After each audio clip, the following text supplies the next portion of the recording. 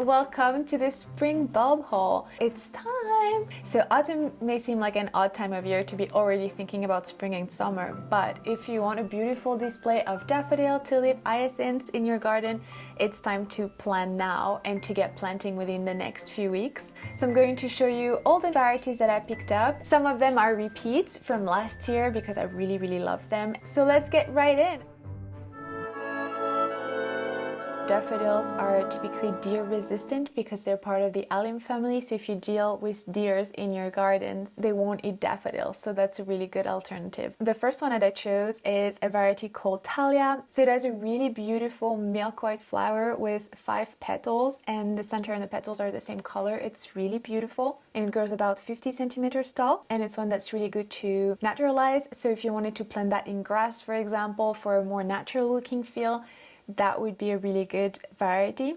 Another narcissus for this year that is new is called Martinet. It's a really fun and bright little daffodil with yellow petals and an orange trumpet. They're small, dainty and scented, so I think they're going to be really cute for a cottage style garden. Next one in my list is a narcissus called Minnow. I grew this last year. It was so beautiful. It has very small flowers and the height is about 20 centimeters, pale yellow and fading into the creams, and the blooms lasted for a really long time, so I'm really pleased to add more in my garden. Another favorite is Daffodil Cheerfulness. It's so beautiful. It's a double bloom. Again, because it's quite a small bloom, you get several blooms per stem and they're fragrant, so that's amazing. They grow about 40 centimeters and those take very well to be forced indoors. A new addition is going to be Daffodil Ice King.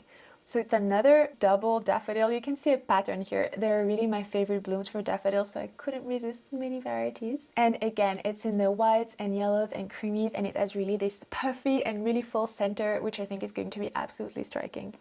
Another repeat is Narcissus Replete. It's quite tall, double again, but this time the center is a little bit more distinct because it has a really beautiful golden orange. I've had it in the garden for 2 years, so it's one of those that comes back really well, at least for me. Another double variety, yes, I know, but they're just so pretty, is a Narcissus called White Lion. So this time you almost can't tell the difference between the petals and the trumpet. It's a roughly mix of creamy yellow. It's another really striking one, and it's a bit more star-shaped looking. I also found a daffodil called Narcissus Poet. It's also called Pheasant-side. It has actually a lot of names, and it has like beautiful big white petals and a trumpet with a deep orange ridge, and it's the one that naturalizes again very well. I'm really excited to have found it. And the last of the daffodils, last but not least, is called Dick Wilden. This is again a repeat. I really love the deep yellow color, and again it's a double flower head that's really layered and gradually becomes more and more ruffled at its center. It's so beautiful.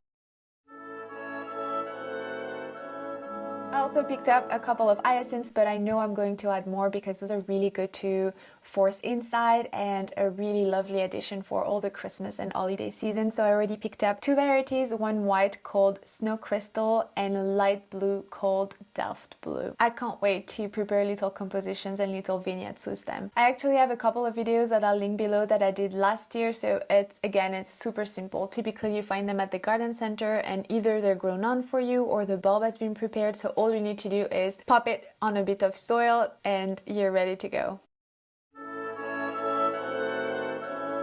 So I also created another category that's called Other. So I got a few bulbs of Fritillaria mealagris, and it has this beautiful checkered pattern in a maroon to purple color. Sometimes it goes to white, but that's a more rare variation. And this one is also really good to naturalize in grass, for example, and for a more woodland feel because it tolerates more of a shady situation. Then I also added a few more alliums. So one called Graceful Beauty that are about 30 centimeters high. So a white bloom, really pretty. Those are going to be also perfect for growing in pots. Another white addition is Mount Everest, and as the name suggests, it grows really tall, 1.2 meters, so that's definitely one for the back of the border. Alliums require full sun, like tulips. It's much better for them, and they also attract pollinators. They have sometimes a garlic scent, so that makes them again very resistant to deers. So daffodils and alliums are your friends if tulips get snacked on.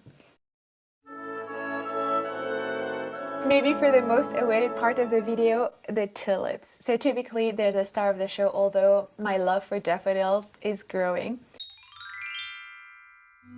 So one of the first tulips I got this year is called Orange Lion, and it's quite a tall tulip, about 60 centimeters. I think it's going to be really striking, that beautiful orange color. And then also some orange with Sun Lover, Orange Brilliant, Apple Dorm Elite, Veronique Samson, and Skynidia Orange. Then I also got some tulips called Yellow Purissima, a beautiful cup-shaped flowers with deep yellow that grows about 40 centimeters high. Then I also went for the pink mix because I think it was absolutely glorious. Anyways, Tulipa Miss Elegance, a double tulip called Finola, a frilly tulip called Fancy Frills, I'm really excited about this one, Tulipa Greenland, and Tulipa Cinadia Amor, really beautiful. And I think I'm going to pair it with a tulip called Van Eyck. And now for the whites. I think it's my favorite color of blooms across all flowers. Tulip Elegant Lady. It's actually not really white, it's more creamy yellow with a very pale pink on the edges.